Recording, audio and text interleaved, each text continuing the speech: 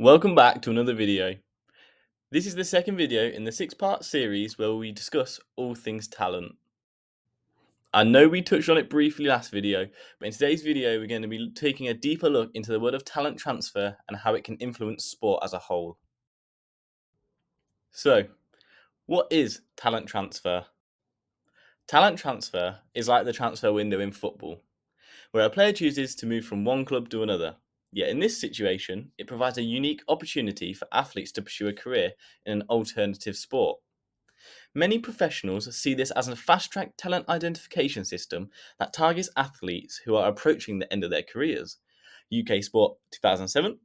Many athletes struggle to adapt to life after retirement and seek out a new challenge that fulfills their need for adrenaline. What makes this process interesting is that the athlete can apply existing knowledge and skills to the new sport and environment. Now, the big question is whether this is effective. Van Harten et al. 2021 explores the effectiveness of talent transfer and suggests that funding, coaching expertise, and access to facilities can all play a role in the athlete's success. However, there's little research to support this completely. Continuing to analyse the effectiveness, it is further suggested that sports that share similar skills and movements are more likely to observe success from this process. Underpinning this is research by Collins et al. 2014, who discusses how the most common sports to benefit from talent transfer is sprinting to bobsleigh. This is because of the shared physical attributes required: explosive power in the legs. Strong foundational skills are also a desirable asset in the world of talent transfer. This leads us on nicely to the athletic skills model. Let's take a look at the work of René Wormalt, who is seen as a pioneer in the world of talent transfer. The athletic skills model, founded by René Wormalt, is a talent development model for elite, recreational, and unorganized sport. The research explores the possibility of an individual becoming an athlete before beginning to specialize. The research advocates for the development of fundamental skills, competencies, and other forms of play that can contribute to the optimal talent development. Wormalt suggests that well-rounded motor skills such as jumping and throwing help develop a foundation for success in all sports.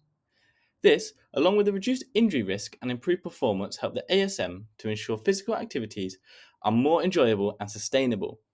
This links nicely to the LTAD model's goal of a lifelong career in sport.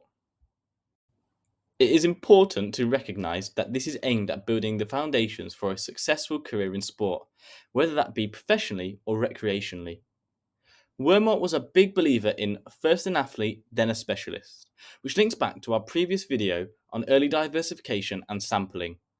The aim of his work was to rationalise a talent development system that helps create better movers, possessing skills that can be applied to multiple sporting contexts. A famous example of this is Zlatan Ibrahimovic, who in his youth was a keen martial artist. This helped to develop his unique playing style, having a greater range in kicking and improves spatial orientation.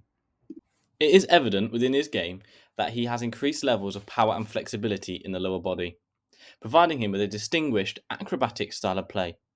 Along with the physical attributes, martial art has taught him psychological skills such as focus, discipline, and resilience, which one can assume has helped with his longevity within the sport. Taking a look at a real life example.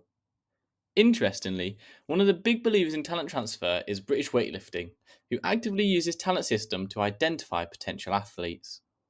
With success stories being one of their biggest selling points in Emily Campbell and Zoe Smith, BWL seek out athletes who have previous history in competitive sports such as judo and gymnastics. They have even gone to the extent of designing a 2-year talent transfer program that looks at accelerating the development of athletes to compete in the sport of weightlifting. Their target age group is between the age of 14 and 22. The program targets fundamentals such as the correct technique as well as how to strengthen condition that complements weightlifting.